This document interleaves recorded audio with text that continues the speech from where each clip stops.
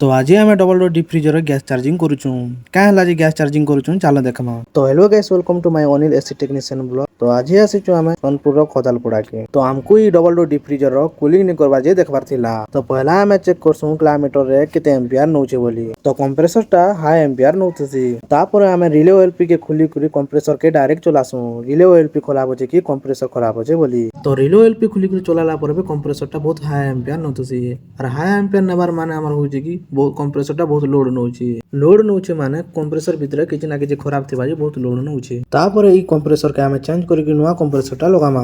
पहला हमें पुराना कंप्रेसर के हीटिंग करी तार सक्शन और डिस्चार्ज लाइन के खोली दे साला पहले पुराना कंप्रेसर के हमें बाहर कर देमा। तापर एटा होची हमर नुवा कंप्रेसर, एटा होची हमर पुराना कंप्रेसर। तापर पुराना कंप्रेसर के जिन जगह रो काढी देना हमें सही जगह रे नुवा कंप्रेसर के लगे देकरी सक्शन और डिस्चार्ज पाइप के हमें वेल्डिंग कर देमा। वेल्डिंग ही साला पर हेत कर हमें वैक्यूम कर देमा। वैक्यूम ही साला पर हेत हमें गैस चार्जिंग कर देमा। गैस चार्जिंग कर साला पर देखि बात बहुत बढ़िया ना हमर डीप फ्रीजर टा कूलिंग करू छे।